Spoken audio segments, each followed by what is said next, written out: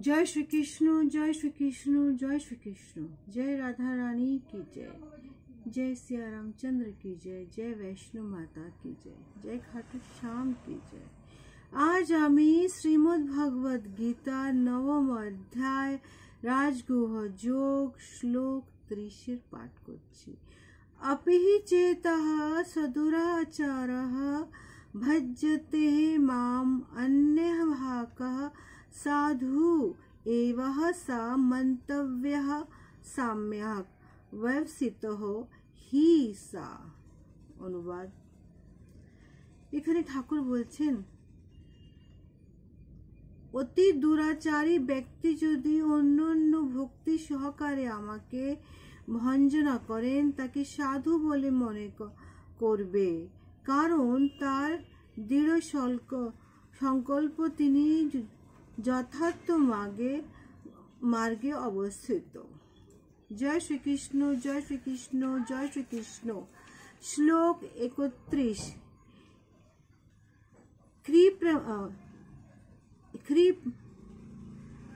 प्रमः भवति हि धर्मात्मः शाश्वतः शान्तिं निगच्छति हि कौन्तेय प्रीतिजनाः निहि मे भक्तः প্রণশ্যতি। অনুবাদ। ঠাকুর এখানে আবার বলছেন অর্জুনকে, তিনি শীঘ্রই ধর্মাত্মাতে পরিণত হন এবং নিত্য শান্তি লাভ করেন। হে কৌন্তেয়, অর্থাৎ হে অর্জুন, তুমি দীপ্ত কণ্ঠে ঘোষণা করো যে আমার ভক্ত কখনো বিনষ্ট হয় না। তাৎপর্য হচ্ছে এই দুটো শ্লোকের মাধ্যমে ভগবান এইটা সকলকে বুঝাতে চেয়েছে কি বদ্ধ জীবের ক্রিয়া দু রকমের, নৈমিত্তিক ও নিত্য। দেহ রক্ষা অথবা সমাজের রাষ্ট্রের বিধান পালকের জন্য ভিন্ন কর্ম করা হয়। বদ্ধ জীব ভক্তকে এই ধরনের কার্য করতে হয়। এই প্রকারের কার্যকলাপকে বলা হয় নৈমিত্তিক।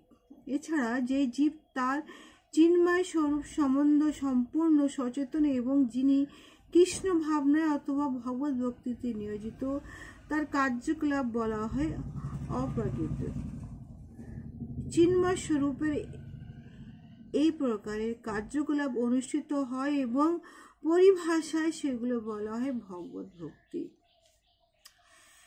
এখানে ভগবান বলছেন কি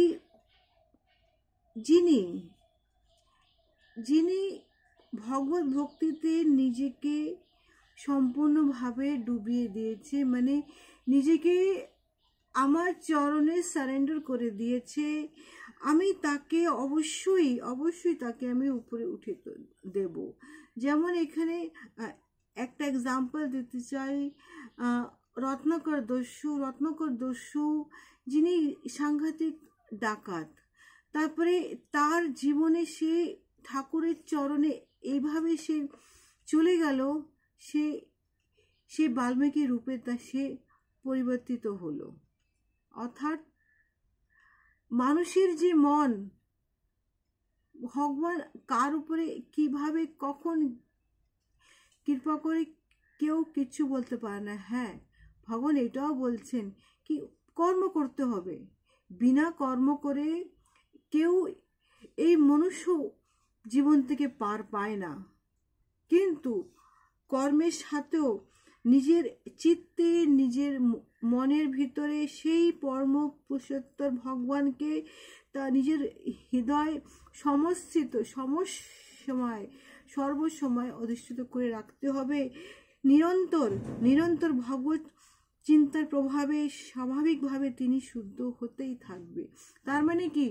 তার মানে রত্নাকর দস্যুর থেকে বাল্মীকি যাওয়ার যে রাস্তাটা, সেটা একদিনে একশনে সেটা হয় না, কিন্তু সেটা অবশ্যই হয়।